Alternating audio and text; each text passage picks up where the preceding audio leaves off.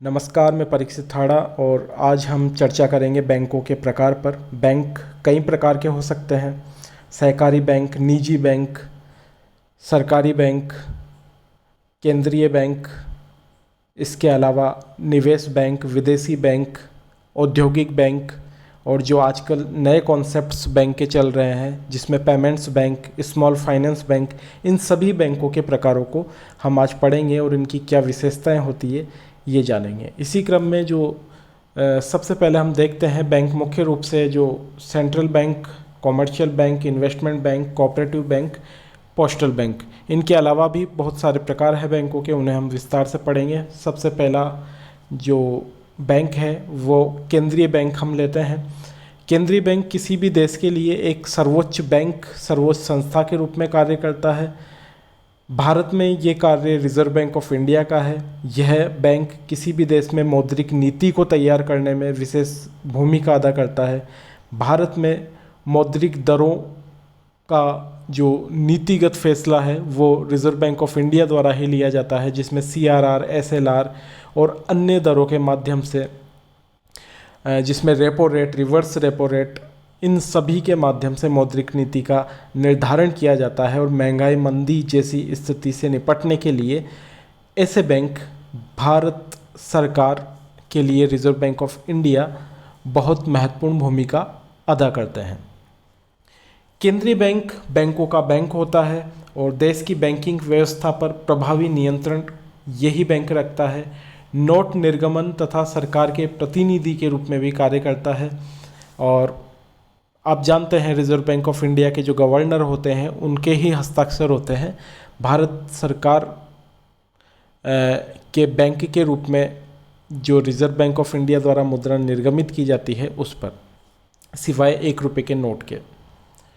व्यापारिक बैंक जो दूसरा बैंक इसी क्रम में है, कॉमर्शियल बैंक्स, ऐसे बैंक जो सामान्य बैंकिंग का कार्य करते हैं उन्हें हम व्यापारिक बैंक कह सकते हैं। ये बैंक धन जमा करते हैं, ऋण देने का कार्य करते हैं, ग्राहक के एजेंट के रूप में भी कार्य करते हैं और ग्राहक का जो धन होता है उसको अगर प्रेषण करना है कहीं पर, वो कार्य भी ये वाणिज्यिक बैंक या व्यापारिक बैंक करते हैं। चेक, बिल आदि का संग्रहण का कार्य भी ये करते हैं और उसको भुगतान करने का कार्य भी ये करते हैं। इसके अलावा साख पत्र जारी करने के संबंध में अनेक कार्य ये बैंक करते हैं।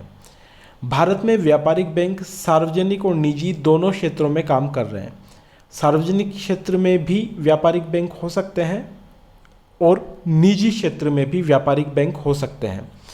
भारत में अगर बात करें तो स्टेट बैंक समूह सहित 27 व्यापारिक बैंक सार्वजनिक क्षेत्र में कार्य कर रहे हैं वर्तमान में। अब हम आते हैं सहकारी बैंक पर। Cooperative bank in India. Bharat में सहकारी बैंक विशेष रूप से कृषि ऋण या लोन की आवश्यकता को पूरा करने का कार्य करते हैं। ये बैंक सहकारिता के सिद्धांत पर कार्य करते हैं, ये सबसे महत्वपूर्ण है। भारत में सहकारी बैंकों का ढांचा 3 स्तर का होता है। सबसे पहले हम बात करें तो राज्य स्तर पर राज्य सहकारी बैंक कार्य करता है। दूसरे स्तर की हम बात करें तो जिला स्तर पर केंद्रीय सहकारी बैंक कार्य करता है। और तीसरे स्तर की हम बात करें तो ग्राम के स्तर पर प्राथमिक सहकारी बैंक, जिसे प्राथमिक सहकारी कृषि साख समितियां भी कह सकते हैं, वो कार्यरत होती है। खेती के लिए दीर्घकालीन लोन अगर उपलब्ध करवाने का कार्य हो तो राज्य स्तर पर केंद्रीय भूमि विकास बैंक तथा जिला स्तर पर प्राथमिक भूमि विकास बैंक स्थापित किए गए हैं। ये हमने पढ़ा सहकारी बैंक, जो मुख्यतः इनका फोकस होता है किसानों पर, ग्रामीण क्षेत्रों में, और यह उन्हें कृषि से संबंधित लोन उपलब्ध करवाने का कार्य करते हैं। अब हम पढ़ते हैं इंडस्ट्रियल डेवलपमेंट बैंक, औद्योगिक विकास बैंक। नाम से ही पता चल रहा है उद्योगों के विकास के लिए जो बैंक कार्य करते हैं उन्हें औद्योगिक विकास बैंक कहते हैं। ऐसे बैंक उद्योगों के आधारभूत जो ढांचे होते हैं उसके विकास के लिए दीर्घकालीन एवं आसान किस्तों पर ऋण उपलब्ध करवाते हैं। ये बैंक प्रबंधकीय, तकनीकी, विपणन, इन सभी के लिए मार्गदर्शन भी प्रदान करते हैं। अगर भारत में इन बैंकों की दशा हम देखें तो आज़ादी के बाद बहुत सारे विकास बैंकों की स्थापना की गई थी। राष्ट्रीय स्तर पर भारतीय औद्योगिक वित्त निगम 1948 में स्थापित किया गया था। भारतीय औद्योगिक वित्त निगम 1948 में स्थापित किया गया था, ये आपको ध्यान रखना है, कई बार पूछा जा चुका है। भारतीय औद्योगिक साख एवं विनियोग निगम 1955 में स्थापित किया गया था और भारतीय औद्योगिक विकास बैंक 1964 में स्थापित किया गया और भारतीय औद्योगिक पुनर्निर्माण बैंक 1985 तथा राज्य स्तर पर राज्य वित्त निगम कार्यरत है। तो इन चारों बैंकों के सन आपको याद रखने हैं। औद्योगिक वित्त निगम का सन है 1948, औद्योगिक साख एवं विनियोग निगम 1955 में स्थापित किया गया था भारतीय, और भारतीय औद्योगिक विकास बैंक 1964 में स्थापित हुआ और भारतीय औद्योगिक पुनर्निर्माण बैंक 1985 में स्थापित हुआ। इसके बाद हम आते हैं क्षेत्रीय ग्रामीण बैंक पे। और क्षेत्रीय ग्रामीण बैंक जो ग्रामीण स्तर पर ग्रामीण व्यक्तियों की, गांव में रहने वाले व्यक्तियों की बचतों को प्रोत्साहित करने के लिए, उनको उत्पादक कार्यों में लगाने के लिए ये बैंक कार्य करते हैं। उन्हें साख उपलब्ध करवाते हैं और उन्हें ऋण भी उपलब्ध करवाते हैं ताकि वो अपने कृषि से संबंधित कार्य कर सकें। और इसके अलावा जो सरकार की कई स्कीम होती है, वृद्ध पेंशन योजना, विकलांग पेंशन योजना, यहाँ वित्त उपलब्ध करवाने में भी ये बैंक सहयोग प्रदान करते हैं। इसके अलावा गांव में चल रहे कुटीर उद्योग, एमएसएमई, इन सबको लोन उपलब्ध करवाने में इन बैंकों का बहुत महत्वपूर्ण योगदान रहता है। जो क्षेत्रीय ग्रामीण बैंक वर्तमान में 43 के आसपास है भारत में, इनकी संख्या अब बहुत कम कर दी गई है। कारण है उसका क्योंकि इन बैंकों का अब धीरे धीरे मर्ज किया जा रहा है और इनको बड़े स्तर पर मर्ज करके बड़ा बैंक में कन्वर्ट किया जा रहा है। तो वर्तमान में अगर हम इनकी शाखाओं में देखें, इनकी ब्रांचेज में देखें, तो लगभग 73% शाखाएं ग्रामीण क्षेत्रों में ही कार्यरत है। सबसे पहला जो बैंक था 2 अक्टूबर 1975 में 5 क्षेत्रीय ग्रामीण बैंक सबसे पहले स्थापित किए गए और वर्तमान में बहुत सारी इनकी शाखाएं हैं। 14,000 से भी ज़्यादा इनकी शाखाएं भारत में है। निर्यात आयात बैंक की हम बात करते हैं। जो अगला बैंक है export import bank of India. इस बैंक की स्थापना विदेशी व्यापार को प्रोत्साहन देने के लिए की गई थी। यह निर्यातकों और आयातकों को साख सुविधाएं प्रदान करता है।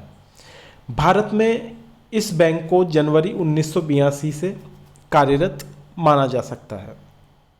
तो अगर आपसे पूछा जाए निर्यात आयात बैंक कब से कार्यरत है, तो जनवरी 1982 से भारत में कार्यरत है।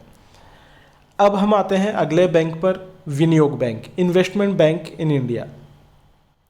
इन बैंकों का कार्य होता है देश में जो बचतें बिखरी हुई है इधर उधर, उन बचतों को सबसे पहले एकत्रित करना और एकत्रित करने के बाद उनका इस प्रकार से विनियोजन करना ताकि उससे अधिक लाभ प्राप्त हो सके।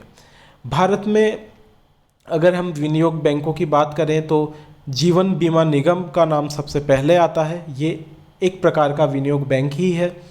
इसके बाद unit trust of India, UTI, mutual fund, ये सब विनियोग बैंक के रूप में ही कार्य करते हैं। और देश में जो छोटी छोटी बचतें हैं उन बचतों को एकत्रित करके एक बड़े विनियोग के रूप में लाभप्रद रूप से प्रयोग करते हैं। अगला जो बैंक का प्रकार है वो है बचत बैंक, सेविंग बैंक्स। ये कॉन्सेप्ट सबसे पहले पश्चिमी देशों में चला था, जहाँ पर जो सामान्य वर्ग के लोग हैं उनकी छोटी छोटी जो बचतें थी उनको प्रोत्साहन देने के लिए अलग से बचत बैंक स्थापित किए गए थे। भारत में व्यापारिक बैंक ही ये कार्य करते हैं, इसके लिए अलग से कोई बचत बैंक बनाने की भारत में आवश्यकता नहीं पड़ी है। अब सबसे महत्वपूर्ण अंतर्राष्ट्रीय बैंक, इंटरनेशनल बैंक।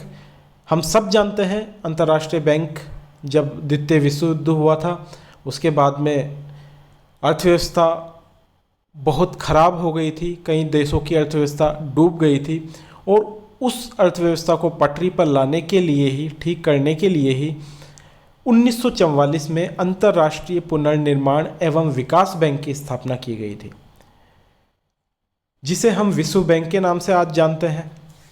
इस बैंक की दो सहायक संस्था, जैसे अंतर्राष्ट्रीय विकास संघ और अंतर्राष्ट्रीय वित्त निगम के नाम से हम जानते हैं। तो ये एक बहुत महत्वपूर्ण बैंक है, जो पूरे विश्व का सबसे महत्वपूर्ण बैंक, इंटरनेशनल बैंक, अंतर्राष्ट्रीय बैंक है। अगला जो प्रकार है बैंक का, वो है देसी या अनौपचारिक बैंक। नाम से पता चल रहा है ये फॉर्मल नहीं है, अनौपचारिक है। ऐसे बैंक भारत के सभी भागों में पाए जाते हैं। पुराने समय में जब बैंक, व्यापारिक बैंक कार्य नहीं करते थे, क्षेत्रीय ग्रामीण बैंक नहीं थे, तब यही बैंक बैंकर्स की तरह कार्य करते थे और साख ऋण उपलब्ध करवाने का कार्य करते थे। कृषि हो, व्यापार हो, इन सब के लिए वित्त व्यवस्था का कार्य ये बैंक महाजन, साहूकार और सर्राफ आदि के नामों से किया करते थे। कहने का मतलब यही है कि जो महाजन, साहूकार और सर्राफ रहते थे, वणिक जो वर्ग रहता था, उन्हें देसी या अनौपचारिक बैंकर्स के नाम से अब हम जान सकते हैं। अब जो बिल्कुल एक नया कॉन्सेप्ट आया है बैंक का, small finance bank. Small finance bank होता क्या है? इसका उद्देश्य समाज के उन लोगों को फाइनेंशियल मदद करना होता है जिन्हें अन्य बैंकों द्वारा यह सेवा नहीं दी जाती है। जो स्मॉल फाइनेंस बैंकों का मुख्य ग्राहकों के रूप में छोटे उद्योग, किसान और छोटे व्यवसाय, जिसे हम एमएसएमई के व्यवसाय कह सकते हैं, स्मॉल बिजनेस कह सकते हैं, वो सब इसके ग्राहक के रूप में आते हैं। इन्हें बैंकिंग रेगुलेशन एक्ट जो 1949 है, उसकी धारा 22 के तहत लाइसेंस प्राप्त होता है और रिजर्व बैंक ऑफ इंडिया अधिनियम 1934 और फेमा के प्रावधानों के द्वारा ये बैंक शासित होते हैं। इन बैंकों के बारे में हम विस्तार से एक अलग चैप्टर में चर्चा करेंगे, जिसमें पेमेंट्स बैंक और स्मॉल फाइनेंस बैंक दोनों को हम साथ में पढ़ेंगे। पेमेंट बैंक जो अगला बैंक है, यह भारतीय बैंकिंग उद्योग में बैंक का नया मॉडल है। इसकी स्थापना रिजर्व बैंक ऑफ इंडिया द्वारा की गई थी और यह सीमित राशि ही जमा कर सकते हैं। वर्तमान में केवल 1 लाख रुपए की सीमा तक हर ग्राहक तक ये जमा स्वीकार कर सकते हैं और ये बैंक एटीएम कार्ड और डेबिट कार्ड और नेट बैंकिंग, मोबाइल बैंकिंग जैसी सेवाएं प्रदान करते हैं। लेकिन ध्यान रखिएगा, ये बैंक ऋण उपलब्ध नहीं करवाते हैं, ये बैंक किसी प्रकार का क्रेडिट कार्ड उपलब्ध नहीं करवाते हैं। ये इन बैंकों की खासियत है। पेमेंट बैंक वर्तमान में 7 बैंक कार्यरत हैं। 49 बैंकों के लिए आवेदन आए थे, जिसमें से रिजर्व बैंक ऑफ इंडिया ने जो उनका क्राइटेरिया था उसके अनुसार 11 बैंकों को सेलेक्ट किया और वर्तमान में 7 बैंक पेमेंट बैंक के रूप में कार्यरत हैं।